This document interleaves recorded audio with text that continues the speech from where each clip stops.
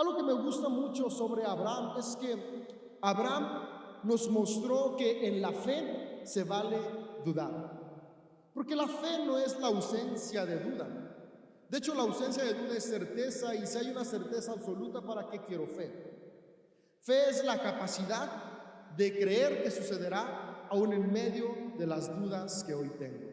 Y es que dudar es lo más humano que existe.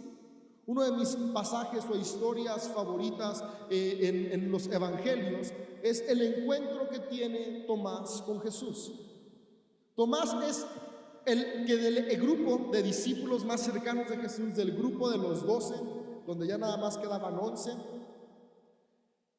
decide o le es complicado poder creer únicamente por lo que ha escuchado. Los seguidores de Jesús dicen: Jesús ya resucitó, y Tomás dice: yo no lo he visto, yo no lo puedo creer. Y generalmente podríamos decir: pues qué incrédulo, ¿no? Qué mal Tomás, que no creyó. Pero Tomás tuvo el privilegio de hacer lo único que los demás no pudieron hacer, que fue tocar las heridas de Jesús. Pudo poner su dedo en las llagas, decir: si eres estar más cerca de Jesús que los demás.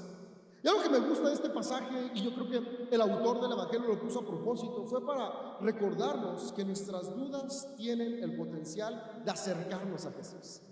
En ocasiones creemos que nuestras dudas nos alejan de Dios, pero nuestras dudas en realidad tienen el potencial de poder acercarnos a Él, porque Él no huye, Él siempre está a nuestro lado. Y cuando podemos ver que aún en medio de mi duda más grande, Él ahí está, nuestra fe puede crecer y avanzar. Y hay una cuestión muy importante en este aspecto de la fe, que es la importancia de creernos lo que Dios dice que somos. Yo creo que ese es uno de los trabajos más grandes. Uno de los trabajos más grandes es poder creer que lo que Dios dice sobre mí es una realidad. Dios dice que soy perdonado, pero creerme que soy perdonado es difícil. Dios dice que soy aceptado, pero creérmela. O sea, ¿realmente me aceptas como soy? ¿Realmente me aceptas con mis errores, con mis fallas? Me equivoco una y otra vez y aún así me aceptas. Yo creo que no. Y comenzamos a hacerle más caso a lo que yo creo por encima de lo que Dios dice. Y esto es algo con lo que todos los seres humanos batallamos, no solamente en el aspecto de la fe, sino en distintos aspectos de nuestra vida. Y se llama el síndrome del impostor. Y el síndrome del impostor es esta cuestión que experimentamos donde no nos creemos capaces de hacer lo que ya estamos haciendo. O sea, sacamos un 10 en el examen y es: no, fue casualidad. No puedo ser tan inteligente para un 10, algo pasó ahí, ¿no? Nos dieron un ascenso, una promoción, y es como de: no, fue casualidad. Nos cuesta trabajo creérnosla. Y esta es una cuestión con la que alguna o varias áreas de nuestra vida batallamos constantemente. Y es parte de la importancia de desarrollar seguridad en lo que somos. En esta temporada, finales del año, es la época en la que en mi trabajo hago evaluación con nuestros clientes para ver cómo podemos mejorar, para ver durante este año qué tal estuvimos brindando el servicio y qué podemos mejorar para el próximo año, porque la idea es esa: ir avanzando, ir creciendo. Y en esta temporada siempre entrevisto a nuestros clientes.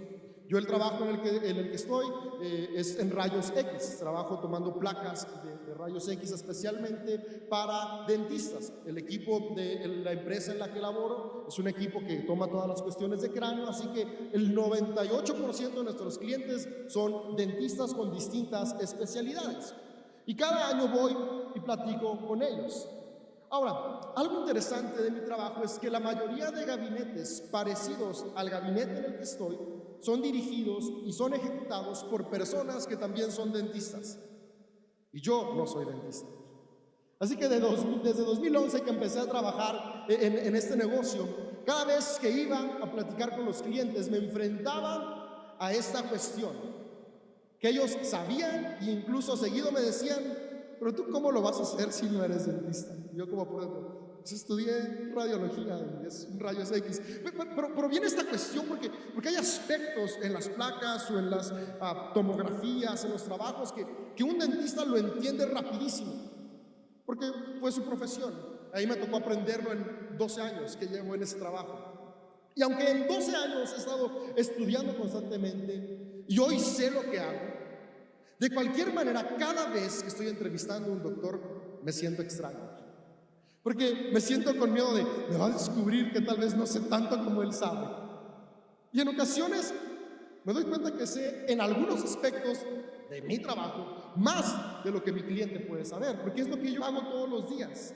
Sin embargo, el síndrome del impostor me lleva a siempre pensar, no sé lo que estoy haciendo. Y si te soy honesto, estas temporadas para mí son frustrantes, porque siempre llego muy drenado de energía. Pero este drenado de energía es solamente por una mentira que mi mente me cuenta, que de realidad no tiene nada. Porque si no supiera hacer lo que hago, la empresa no tendría 12 años. Ya se hubiera acabado hace mucho tiempo. Pero me cuesta trabajo creerlo. ¿Alguna vez te has sentido igual en algún aspecto de la vida? Desde las estadísticas que hacen los psicoanalistas, dicen que el 94% de las personas lo experimentamos al menos una vez por semana. Y lo más complicado, una de las cosas que me parece que son más difíciles de avanzar es que lo mismo que aplicamos de este síndrome del impostor a nuestro día a día, lo aplicamos a nuestra relación con Dios. Y tal vez en ocasiones sentimos que nuestra vida no avanza o nuestra relación con Dios no avanza porque no somos suficientes. Pero tal vez es porque no nos hemos dado cuenta que ya somos más que suficientes. Porque al final de cuentas, cada uno y una de nosotros fuimos creados con la imagen de Dios en nosotros. Y la imagen de Dios lo que significa es que el mismo Espíritu de Dios es el mismo Espíritu que está en nosotros. Que Dios es uno. Y ese Espíritu que creó el mundo es el Espíritu que te da vida. Y es el Espíritu que nos permite avanzar, crear y hacer. Pero aquí lo importante es creérnosla, porque ya está ahí. Pero ¿qué tanto actúo en mi vida creyendo que realmente el Dios que creó el mundo es el Dios que habita en mi corazón?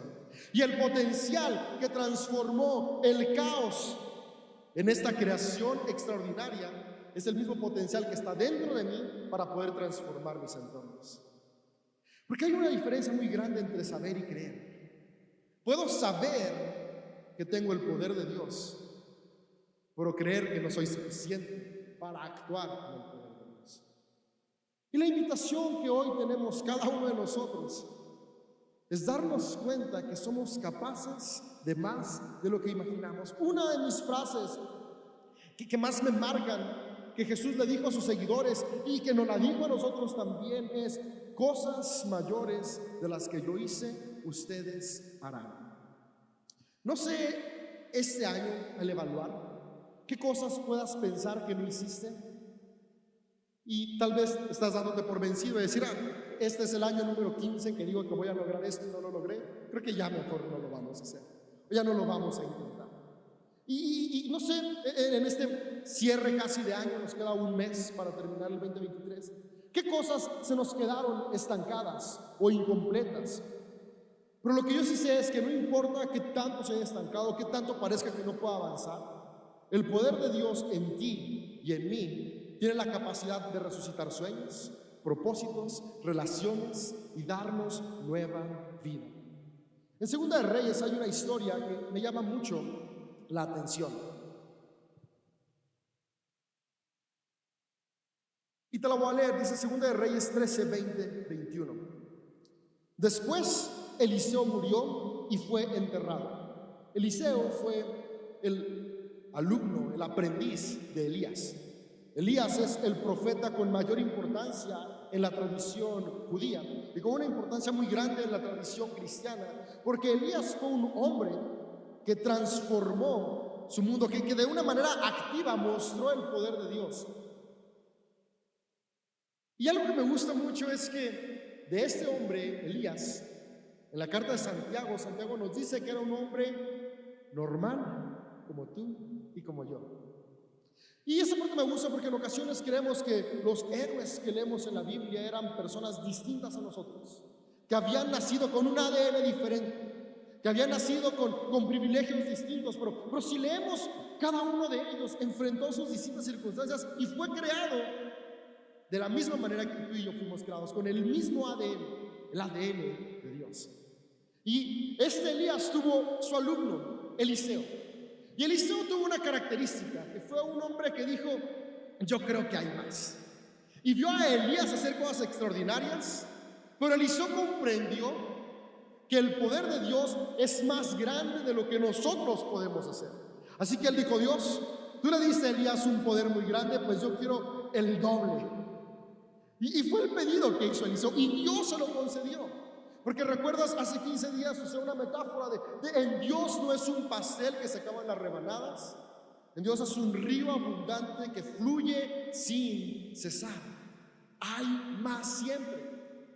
La cosa es que con Elías, su aprendiz, su discípulo, no tuvo este mismo corazón. Y la cosa es que Eliseo tuvo un discípulo que se llamaba Giesi. Y en algún momento de la historia, puedes leerlo en el segundo libro de Reyes, Giesi se equivoca, como todos hemos equivocado. Elías se equivocó. Elías no fue perfecto. Elías incluso hubo un momento donde lo que quería era morirse ya, porque sentía que su vida era tan insignificante, a pesar de todo lo que había logrado. Síndrome del impostor: no soy nada, soy el único, todo me pasa mal.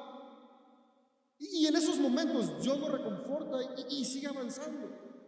Eliseo también tuvo sus momentos complicados.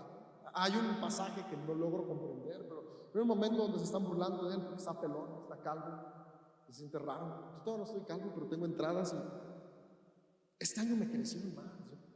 Mi estilista un día me dijo: mentiroso, no te van a crecer las entradas como tu papá, porque era el mismo estilista de los dos. Se equivocó, cada vez se parecen más. Y es raro, pero a fin de cuentas es aceptarnos, ¿no? Y Eliseo también estaba calvo. Y un día se estaban burlando de él unos muchachos y tiene un arranque de ira. Y se molesta. Y parte de la consecuencia del arranque de ira termina en la muerte de estos muchachos. No era perfecto. Ahora, no estoy diciendo que se vale ignorar nuestras fallas de carácter, sino lo que estoy diciendo es que nuestras fallas de carácter no definen el propósito que hay en nosotros. Si nuestras fallas de carácter las enfrentamos con responsabilidad y asumimos las consecuencias, pero no nos descartamos, podemos seguir avanzando. Y Giesi, al igual que Elías y Eliseo, también se equivocó. Y él, donde tuvo su momento de debilidad, fue con la avaricia. Hay una historia donde está Naamán, un general que es sano de lepra, y este general en agradecimiento quiere darle a Eliseo mucho oro y ropa muy buena. Trae ahí unas maletas llenas de Balenciaga, Gucci, Prada, como dice Camilo, ropa cara. Pero dice Eliseo: no me des esto. O sea, lo que Dios hizo, lo hizo porque te ama. No hace falta que me des nada. Pero Giesi dijo: ¿cómo vamos a dejar ir eso? O sea, vio su outfit y dijo: ropa de paca, ropa cara, vámonos atrás de Naamán. Y se va atrás de Naamán y le dice: hey, ven para acá. Dice Eliseo que siempre sí, aunque Eliseo no había dicho que siempre sí. Y dice: no se va a dar cuenta, ¿no? O sea, al final de cuentas va a pensar que es pirata, aunque yo sé que no es pirata, y la voy a guardar ahí bien. Pero no hay nada que podamos hacer que al final de cuentas no traiga consecuencias. Ahora, esto no es como para tener miedo, al contrario, es para tener responsabilidad. Nos vamos a equivocar porque somos humanos, pero podemos ser responsables, como Elías y Eliseo fueron responsables. Y aún en medio de su crisis, Dios estaba ahí, y también Dios estaba con Giesi, pero Giesi, la culpa fue más grande. Ahora, cuando vienen las consecuencias, la consecuencia que enfrentó Giesi fue que le dio lepra, una enfermedad horrible. Y en medio de esa lepra, él abrazó y se identificó con su fracaso. Ahora, no termina ahí, porque si seguimos leyendo Reyes, podemos encontrar que más adelante Giesi está de nuevo con el rey, dándole instrucciones, dándole consejo. Esto quiere decir solo una cosa: que Giesi fue sano, porque él no podría haber estado cerca del rey teniendo lepra, porque la lepra era contagiosa, y aparte había una ley de purificación que él tenía que estar apartado. En algún momento que el relato de Reyes no nos cuenta, Giezi fue sano, recibió el milagro, su cuerpo se sanó, pero su mente no. Su cuerpo se restauró, pero en su mente él siguió viviendo con culpa. ¿A qué punto? Al punto que no siguió los pasos de su maestro Elías, siendo un profeta, siendo alguien que traía milagros, alguien que traía restauración, sino que se relegó a solamente contar lo que Eliseo había hecho. El síndrome del impostor nos lleva a creer que nosotros solamente podemos contar lo extraordinario que otros hacen, pero quedar relegados a un segundo plano. Pero Jesús vino a recordarnos que Él hace nuevas todas las cosas, porque el propósito que Dios ha puesto en cada uno de nosotros no muere con nuestros fracasos, continúa por la eternidad. Y aquí es donde entra lo interesante del verso que estaba iniciando a leer. Dice 2 de Reyes 13, 20, 21. Entonces Eliseo muere, es enterrado, y unos grupos de saqueadores moabitas solían invadir el país cada primavera. Cierta vez, mientras los israelitas enterraban a un hombre, divisaron a una banda de esos saqueadores. Entonces, en el apuro, arrojaron el cuerpo en la tumba de Eliseo y huyeron. Pero en cuanto el cuerpo tocó los huesos de Eliseo, el muerto resucitó y de un salto se puso de pie. Elías, cuando se va, deja la unción, el propósito en Eliseo. Pero Eliseo, cuando se va a la tumba con el poder, con la unción que Dios le había dado. Y podríamos pensar, ya murió con Eliseo, ya lo enterraron, ya está bajo tierra, ya no hay nada que se pueda hacer. Pero como te dije hace un momento, lo que Dios da, no hay nada que lo pueda quitar. El propósito que Dios sembró en tu vida, el poder que Dios ya ha depositado en tu vida a través de su Espíritu, no hay absolutamente ninguna cosa que lo pueda erradicar o eliminar. Y ese poder que estaba en Eliseo, aún debajo de la tumba, trajo vida a un hombre que ya no tenía ninguna esperanza, solo con tocarlo. Este poder que estaba ahí enterrado debía haber estado actuando a través de Giezi para seguir trayendo restauración a más personas, no solo a un hombre por casualidad. Pero él creyó que ya no había más. ¿Sabes, amigo mío? Yo espero que el amor de Dios nos pueda llevar a darnos cuenta que nuestros fracasos no nos han llevado a enterrar nuestra vida. Y si ya la enterramos, darnos cuenta que aunque esté enterrada, podemos volver a resurgir, porque el amor de Dios todo lo puede cambiar, todo lo puede transformar. Y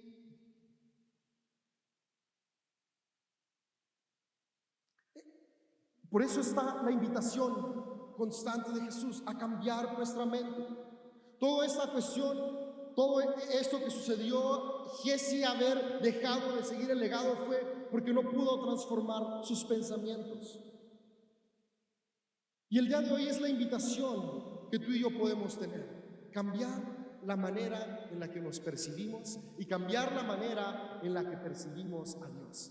Cambiarla, a alinearla a la forma en la que Él nos ve. Algo que me llama mucho la atención en los evangelios es que cuando Jesús sanaba a las personas, decía una frase interesante, y es: tus pecados son perdonados. ¿Sabes? La gente no iba a Jesús para ser perdonada de sus pecados, iba a Jesús para ser sanada de una necesidad visible. Oye, no puedo caminar, no puedo ver, tengo convulsiones, distintas necesidades. Ellos iban en búsqueda de eso, y tal vez lo que esperaban escuchar es: hey, eres sano. Pero está este relato donde viene este hombre que tiene un problema en su mano, y está en Marcos. Y cuando está cerca de él, está en el templo, Jesús le dice a este hombre: hey, tus pecados son perdonados. Y la gente se enoja. También está la historia del paralítico, y viene el paralítico, y todos esperaban que le dijera: y levántate y anda. Pero antes de eso le dice: hey, tus pecados te son perdonados. Y la gente se molestaba: ¿por qué perdonas tus pecados? ¿Quién eres tú? Pero la importancia que Jesús veía es que Jesús no quería transformar una situación, sino quería transformar sus vidas.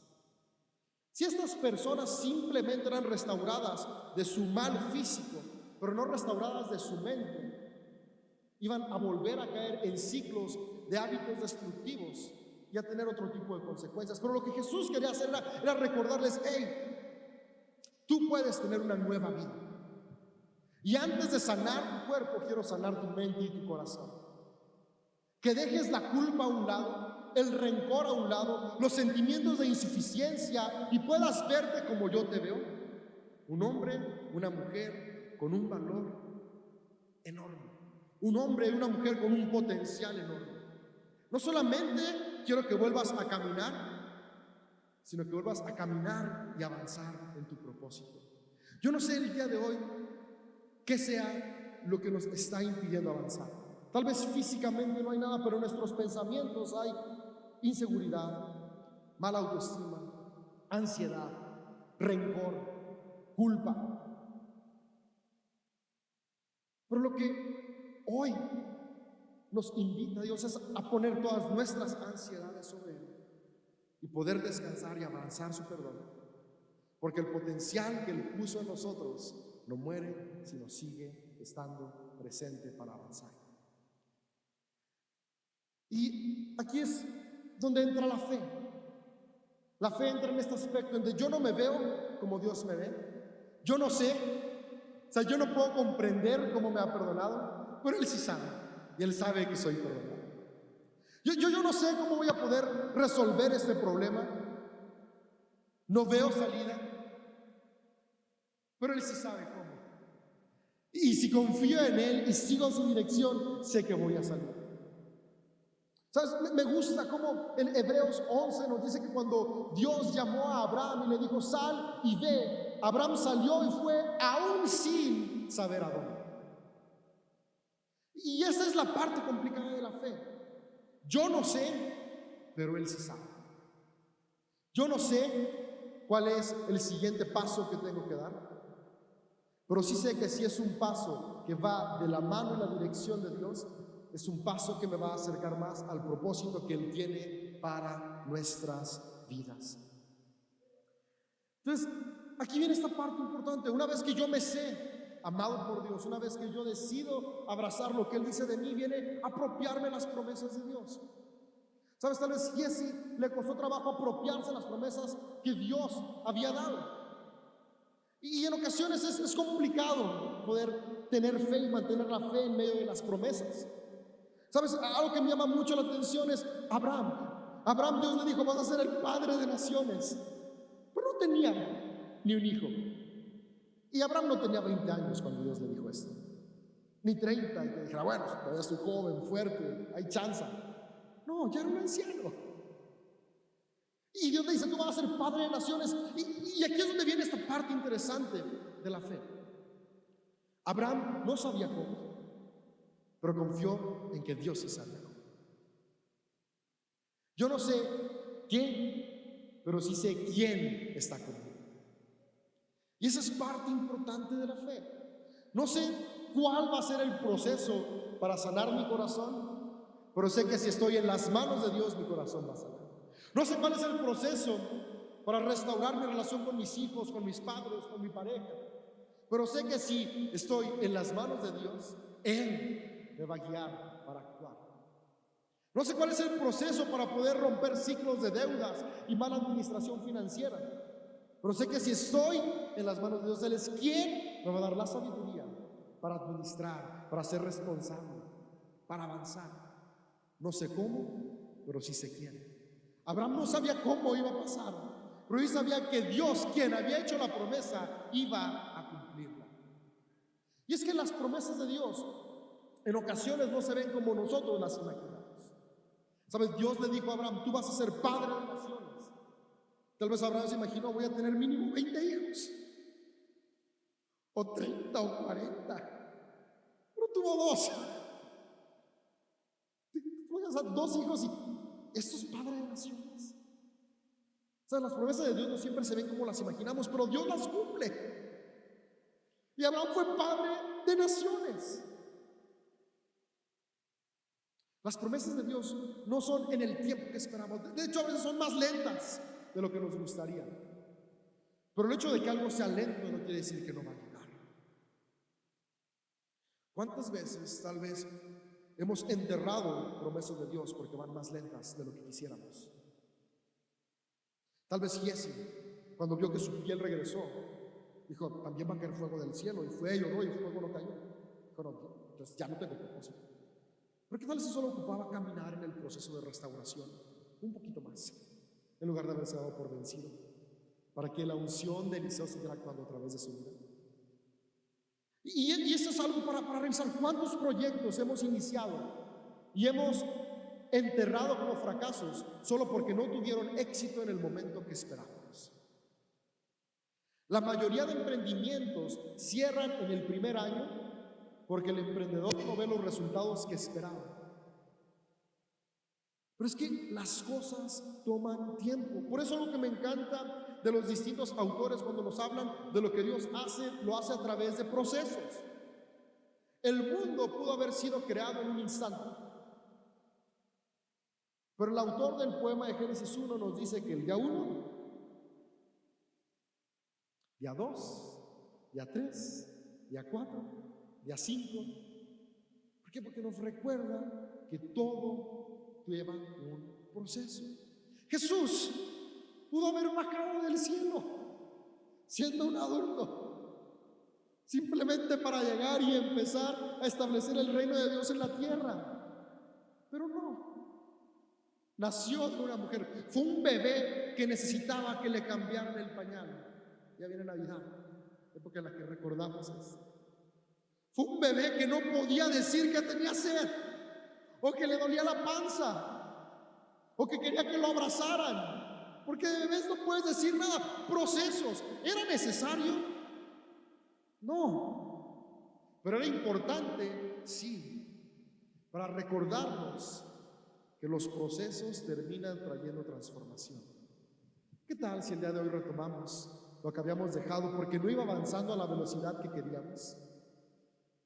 Y ponemos nuestra confianza en Dios de que aunque va a una velocidad diferente, confiamos en que de su mano traerá los resultados esperados. Y por último, las promesas de Dios son más grandes de lo que imaginamos. Abraham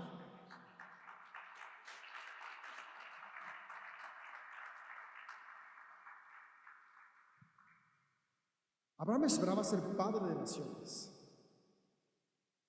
pero al final de cuentas terminó siendo padre de multitudes, porque podemos encontrar en los evangelios como Abraham es el padre de la fe, y todos los que ponemos nuestra fe en Cristo Jesús terminamos siendo parte del linaje de Abraham.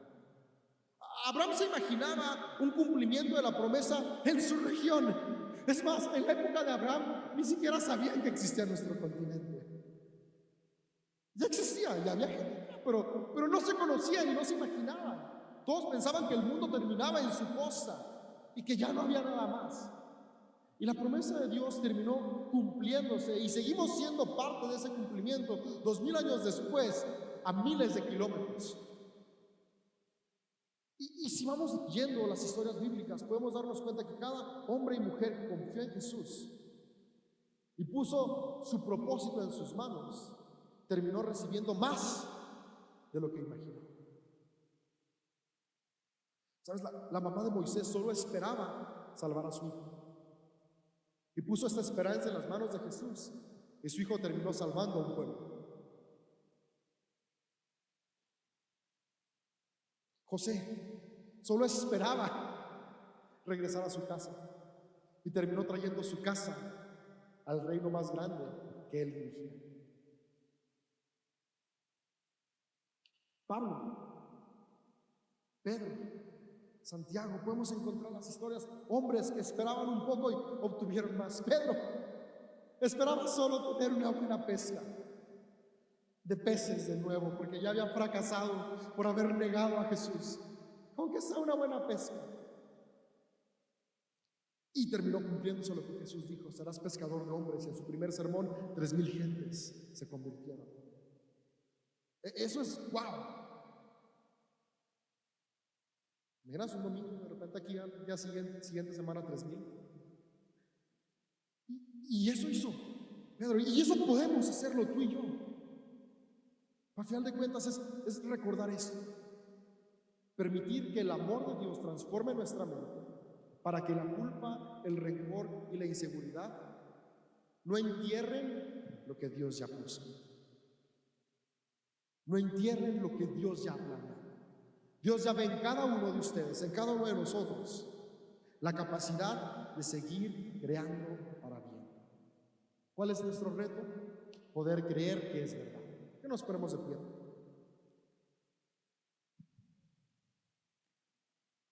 Y dice Romanos 8, 11, 17, voy a leerles algunas partes. Dice: el Espíritu de Dios, quien levantó a Jesús de los muertos, vive en ustedes. Si el espíritu de Elías pudo traer unción al de Eliseo, y si los huesos de Eliseo levantaron a un muerto, ¿qué no hará el Espíritu de Jesús, que es el Espíritu de Dios mismo, en tu vida y a través de tu vida? Y aquí dice que ese Espíritu que levantó a Jesús vive en ti. Y así como Dios levantó a Cristo Jesús de los muertos, Él dará vida a sus cuerpos mortales mediante el mismo Espíritu que vive en ustedes. No que vivirá, no que va a venir algún día, sino que ya vive en nosotros, ya está ahí. No es por lo que hiciste o por lo que harás, es por lo que Él es. Y ya está en ti, ya está en mí. Por lo tanto, amados hermanos, no estamos obligados a hacer lo que la naturaleza pecaminosa nos incita a hacer. Si viven obedeciéndola, morirán, pero si mediante el poder del Espíritu hacen morir las acciones de la naturaleza pecaminosa, vivirán. Pues todos los que son guiados por el Espíritu de Dios son hijos de Dios. Y ustedes no han recibido un espíritu que los esclavice al miedo. En cambio, recibieron el Espíritu de Dios cuando Él los adoptó como sus propios hijos. Algo que ya sucedió, no que va a pasar. Ya somos hijos e hijas de Dios. Ahora lo llamamos Abba Padre, pues Espíritu se une a nuestro espíritu para confirmar que somos hijos de Dios. Así que como somos hijos de Dios, también somos sus herederos. De hecho, somos herederos junto con Cristo de la gloria de Dios. Pero si vamos a participar de su gloria, también participaremos de su sufrimiento. El sufrimiento es morir a aquello que me impide avanzar. Morir a los hábitos destructivos para que hábitos constructivos me permitan seguir creciendo. Morir al rencor y a la culpa para que viva el amor y el perdón de Dios. Y eso nos lleve a seguir resucitando familias, sueños, propósitos y esperanza.